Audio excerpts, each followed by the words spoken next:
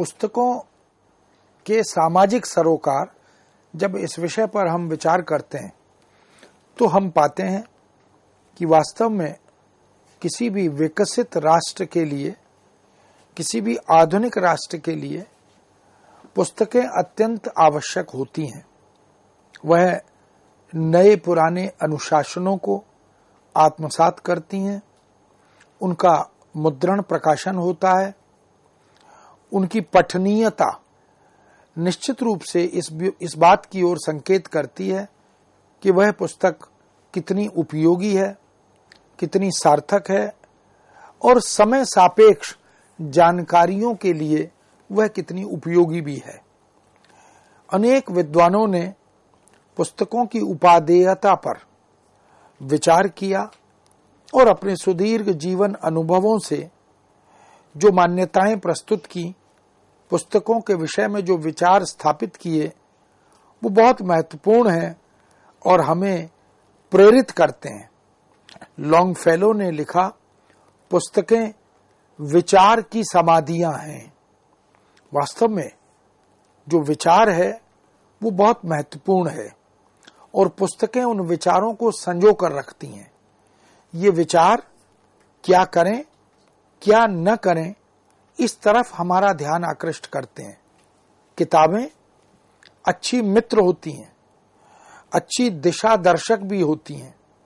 इसलिए पुस्तकों के भीतर युग युगांतर के, शताब्दियों के विचार संग्रहित रहते हैं, स्थायी भाव के रूप में विद्यमान रहते हैं। एडवर्ड गिबन ने लिखा, पुस्तकें वे विश्वसनीय दर्पण हैं जो संतों और महान पुरुषों के मानसों को हमारे मानसों में प्रतिबिंबित कर देती हैं। यानी वह जो मानस है, जो विचार है, वह संतों महान पुरुषों के साधना से, तप से, उनकी दार्शनिकता से हम तक पहुंचता है। वह उसे प्रतिबिंबित करती हैं और हम उन पुस्तकों के माध्यम से लाभान्वित होकर जीवन की दिशा सुनिश्चित करते हैं। कहा गया, books are the logistic that genius leaves to mankind to be delivered down from generation to generation as presents of these that are yet unborn. अर्थात एडिसन का यह कथन, पुस्तकें महान प्रतिभा के द्वारा महान जाति के लिए छोड़ी गई पैतृक संपत्ति है जो पीढ़ी दर पीढ़ी को सौंपी जाने के लिए है, मानो वे अभी अजन्मे व्यक्तियों के लिए दिए गए उपहार हों। वास्तव में जो पुस्तकें हमारे बुजुर्गों, मित्रों, परिजनों, शिक्षकों द्वारा हमें दी जाती हैं, वो पुस्तकें हम रहें या न रहें, हमारी आने वाली पीढ़ियों के लिए मार्गदर्शक बनती हैं, उनके लिए एक धरोहर बनती हैं और बहुत जीवन की दिशा निर्धारित करने वाली बनती हैं। इसलिए उन्हें पैतृक संपत्ति कहा गया। पिता की संपत्ति में धन, वैभव तो हो सकता है, लेकिन यदि ज्ञानार्जित करना है, यदि विद्या से अवगत होना है, तो पिता की छोड़ी हुई वह जो पुस्तक संपदा है वह बड़ी महत्वपूर्ण सिद्ध होती है। हमने डिक्शनरी या ग्लॉसरी या कोश आदि के संदर्भ में ऐसा देखा कि वह पीढ़ी दर पीढ़ी आगे बढ़ते हैं। पुस्तकों से विहीन घर खिड़कियों से विहीन भवन के समान होते हैं। यह बात हॉरेस मैन ने भी लिखी है। यानी a house without books is like a room without Windows. हम जानते हैं कि घरों में खिड़कियों की, रोशनदानों की या दरवाजों की जो भूमिका है वो स्वच्छ वायु, स्वच्छ आलोक, तीव्र आलोक इसके प्रवेश के द्वार होते हैं। किताबें भी हमारे मनोमस्तिष्क में अद्यतन, अधुनातन ज्ञान का संचरण करती हैं। सूचना प्रौद्योगिकी के युग में पुस्तक को गैर जरूरी मानना यह मूर्खता का पर्याय कहा जा सकता है, क्योंकि इंफॉर्मेशन टेक्नोलॉजी अर्थात सूचना प्रौद्योगिकी के मूल में भी ज्ञान की संपदा विद्यमान है। पुस्तकें एक सशक्त आधारशिला का काम करती हैं। उस आधारशिला पर ही हम किसी बड़े विराट या विशाल भवन का निर्माण कर सकते हैं। इसलिए सूचना प्रौद्योगिकी के माध्यम केवल ज्ञान के साधन हो सकते हैं, लेकिन साध्य या ज्ञान नहीं हो सकते, जबकि किताबें जो हैं वो ज्ञान के साध्य बनकर, ज्ञान का पर्याय बनकर उपलब्ध होती हैं। पुस्तकें साक्षात ज्ञान हैं, ज्ञान का प्रतिरूप कहलाती हैं। पुस्तकें हमारी सांस्कृतिक धरोहर हैं, हमारी विरासत है। क्षणभंगुर संसार में सब कुछ नष्ट हो जाता है, सब कुछ समाप्त हो जाता है। कहा भी गया, पानी केरा बुदबुदा अस मानुष की जात। किंतु विस्मृतियां आने के बाद भी यदि कुछ स्मृतियां रह जाती हैं, वो हमें किताबों से, वो हमें पुस्तकों से प्राप्त होती हैं। मनुष्य की इंद्रियां भी धीरे धीरे अवस्था के साथ, आयु के साथ समाप्त होने लगती हैं, निष्क्रिय होने लगती हैं, मनुष्य का साथ छोड़ने लगती हैं। गंध छूट जाती है, दृष्टि बाध्य हो जाती है, स्पर्श बोध नहीं रहता है, और अपने भी साथ छोड़ने लगते हैं। किंतु पुस्तकें सदा सर्वदा आपके साथ रहती हैं, साथ निभाती हैं। इसीलिए पुस्तकों को सच्चा मित्र भी कहा गया। सुख दुख में वही साथ निभाती हैं। अनेक बार किताबें पढ़कर हम अश्रु भी बहाते हैं। किताब पढ़कर हमारा कैथारसिस भी होता है, हमारा विरेचन भी होता है। किताबों में जो पात्र मौजूद होते हैं, वो पात्र युग युग तक हमारे मनोमस्तिष्क में आच्छादित रहते हैं। वो चाहे देवलोक से जुड़ी हुई किताबें हों या इस भौतिक संसार से जुड़ी हुई किताबें, वो पात्र कोई हो, किसी भी तरह के हों, अपने आचरण से, अपने व्यवहार से वो हमारे मनोमस्तिष्क में आच्छादित रहते हैं। हो सकता है कि पुस्तकें डिजिटल भी हों, पर कागज पर वह हमेशा रही हैं, हमेशा रहेंगी। हम कितना ही डिजिटलाइज कर लें, किंतु उस कागजी पुस्तक, उस कागज की पुस्तक की गंध को हम भुला नहीं सकते। ठीक उसी तरह जैसे हम पत्र को आज भी भुला नहीं सकते, भले ही पत्र लेखन कम हुआ हो, पत्र व्यवहार कम हुआ हो, लेकिन आज भी पत्र लेखन की भूमिका, चाहे प्रशासन हो, समाज हो, परिवार हो या प्रेम संबंध हो, उन सब में उसकी जो अनुभूति है, उसका जो बोध है, वह आज भी विलक्षण है, अनुपम है, अतुल्य है। ठीक उसी तरह किताबें भी हमारे जीवन का एक अनिवार्य हिस्सा हैं, और यह बात वही जानता है जिसे पढ़ने की आदत हो, किताबों से रूबरू होने का अभ्यास हो, और कुछ समय उसे किताबों से विलग कर दिया जाए, दूर कर दिया जाए, उसे किताबें प्राप्त ना हो, तो उसकी छटपटाहट को, उसकी बेचैनी को हम देख सकते हैं। कुछ कुछ इसे हम नित्य प्रति पढ़े जाने वाले समाचार पत्र के माध्यम से भी समझ सकते हैं। जिन्हें नित्य प्रति उठते ही अखबार पढ़ने की आदत हो, यदि किसी कारण से अखबार न आए, न मिले, न पढ़ पाए, तो उसकी बेचैनी, उसकी छटपटाहट हम देख सकते हैं। उसे लगता है कि कुछ है जो जीवन से विलुप्त हो गया, गायब हो गया। इसलिए हम अपने सामाजिक, सांस्कृतिक या राजनीतिक जीवन में सभी जगह कहीं भी देखें, वहां पर पुस्तक की महत्ता को देख सकते हैं। हमारे बड़े बड़े समाज सुधारकों ने, राजनेताओं ने ऐसी कालजयी रचनाएं हमें दी हैं। भारत की अनेक भाषाओं में अनेक प्रकार के रचनाकार, कवि, लेखक, चिंतक, विचारक हमें प्राप्त हैं, जिन्होंने कविताओं के माध्यम से, निबंधों के माध्यम से, कथा साहित्य, कहानी या उपन्यास, नाटक, संस्मरण, रेखाचित्र, जीवनी, डायरी आदि अनेक विधाओं में लिखा। उन्होंने नीति साहित्य, भक्ति साहित्य, प्रेम साहित्य, शास्त्रीय साहित्य, अनूदित साहित्य, न जाने किस किस रूप में पुस्तकें सृजित की।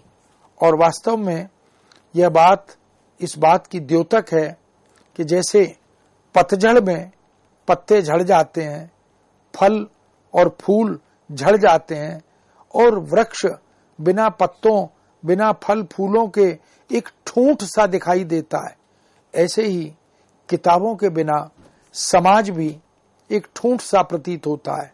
मानवता के इतिहास को यदि सुरक्षित रखना है तो उसे इस दस्तावेजी पुस्तक के रूप में ही सुरक्षित रखा जा सकता है, जो भविष्योन्मुख है, जो भविष्य का मार्ग प्रशस्त करती हैं, जो अतीत से प्रेरणा ग्रहण करती हैं और जो भविष्य के मार्ग को प्रशस्त करने का साधन भी बनती हैं। पुस्तकों का विकल्प आज भी कोई दूसरा नहीं है।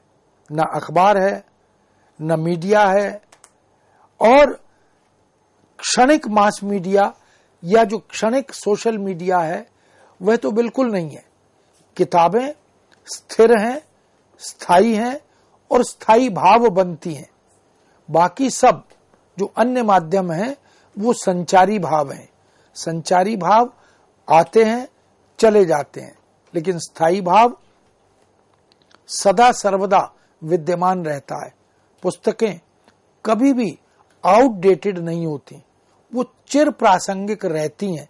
बच्चों की किताबें जो प्राथमिक शिक्षा में महत्वपूर्ण भूमिका निभाती हैं, वो कार्टून फिल्म्स हो या कार्टून की किताबें हो या तमाम तरह के मनोरंजन की किताबें हो या ज्ञानवर्धन करने वाली किताबें हो, उनकी प्रासंगिकता असंदिग्ध रहती है।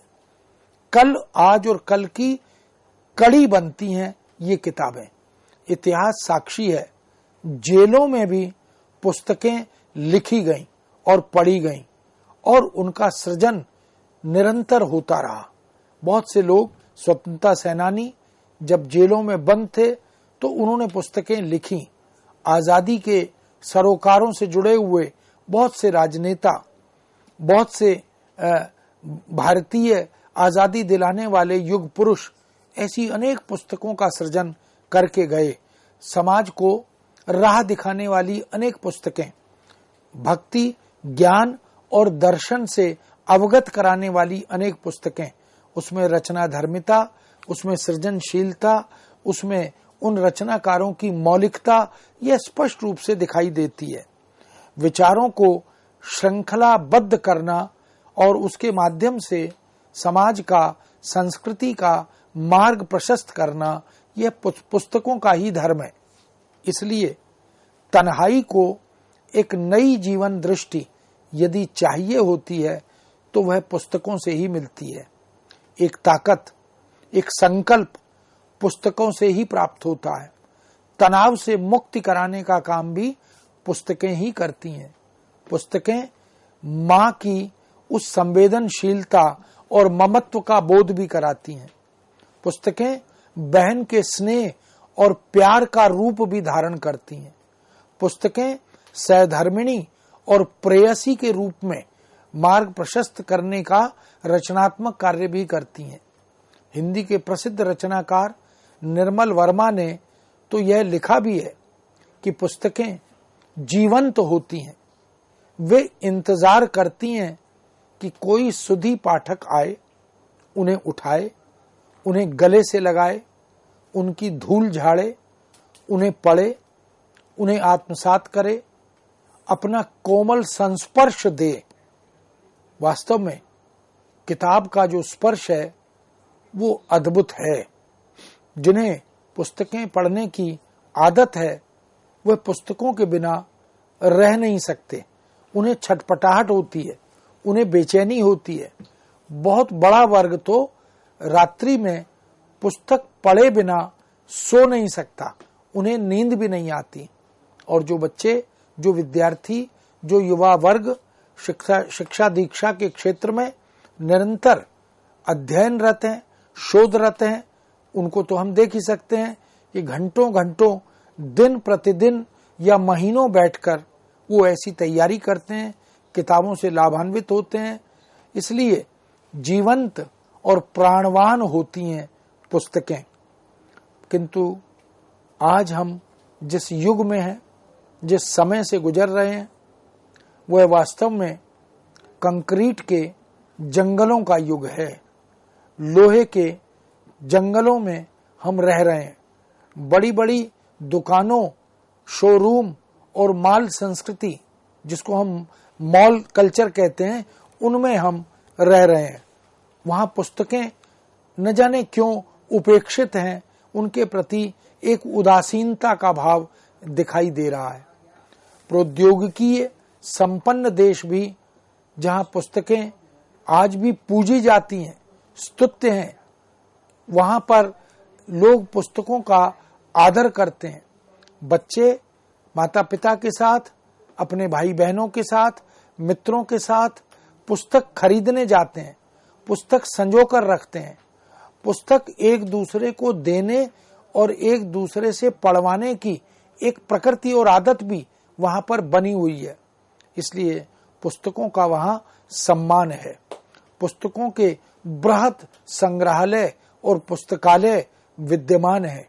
बैठकर लाइब्रेरी में पुस्तकें पढ़ने, पुस्तकों से सामग्री अर्जित करने की सुख सुविधाएं भी हैं।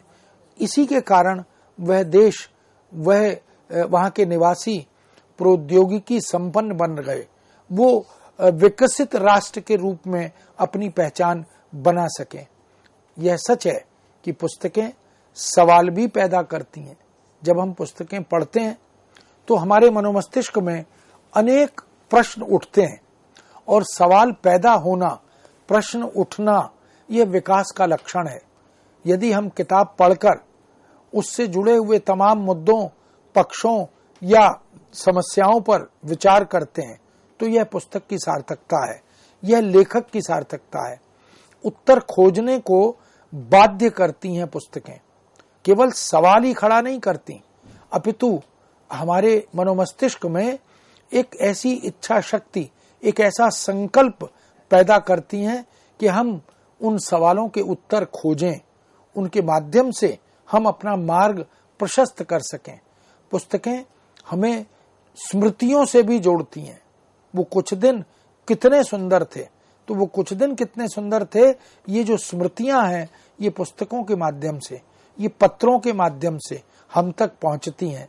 इसलिए किताबें हमारे बीते हुए कल यानी अतीत को भी वर्तमान में साकार करती हैं, हमारी संवेदनाओं को झकझोरती हैं, हमें मनुष्य होने का, संवेदनशील प्राणी होने का बोध कराती हैं पुस्तकें, आत्मविस्तार करती हैं। लेखकीय आत्मविस्तार भी पुस्तक से होता है और पाठकीय आत्मविस्तार भी पुस्तक से होता है।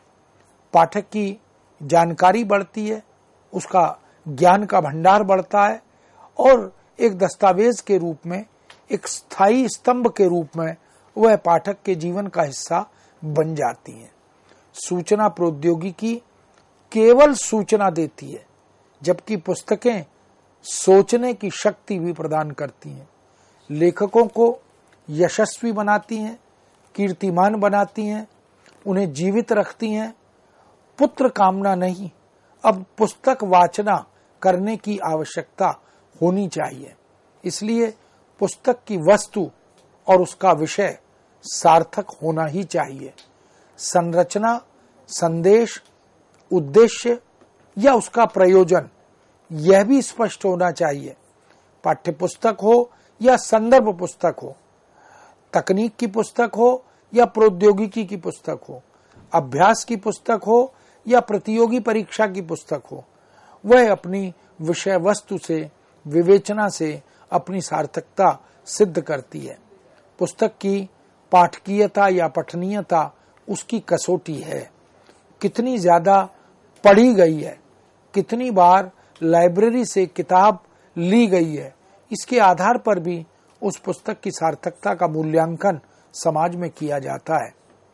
पुस्तक में कुछ अनहोनी, कुछ चमत्कारी और कुछ और ही, जिसके विषय में हम कहते हैं कि किताब वह हो जिसमें सामान्य नहीं असामान्य जानकारी हो, विशिष्ट जानकारी हो, जिसके बारे में साहित्य में कहा भी गया, वह चितवन औरे कछु जेहि बस होत सुजान।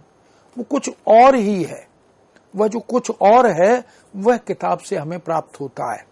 यानी वह सुख, वह आनंद जो खेल से नहीं मिलता, जो व्यायाम से नहीं मिलता, जो काम से नहीं मिलता, वह एक शांति, वह एक सुखद अनुभूति हमें किताब से प्राप्त होती है। किसी विषय पर 10 किताबें उपलब्ध हैं, पर और कुछ की स्वीकृति सदैव रहती है। हम एक ही विषय पर 2, 4, 6 पुस्तकें पढ़ लें, इसके बाद भी उस विषय पर कुछ अन्य नवीन, मौलिक, कुछ और जानकारी, यह ललक पाठक के पास विद्यमान रहती है।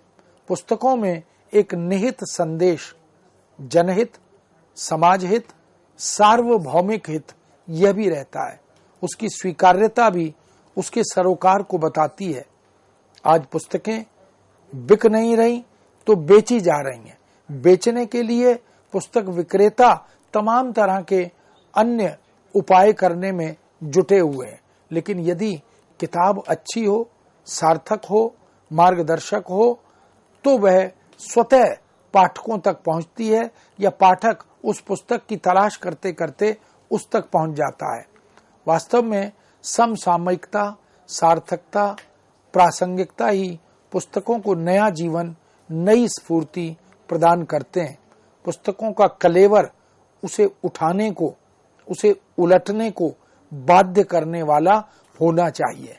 पुस्तक देखते ही उसका मुद्रण, उसकी प्रस्तुति, उसका कवर, ये सब कुछ अगर प्रभावी है, आकर्षक है, तो पाठक में एक ललक पैदा होती है पुस्तक खरीदने की, पुस्तक पढ़ने की।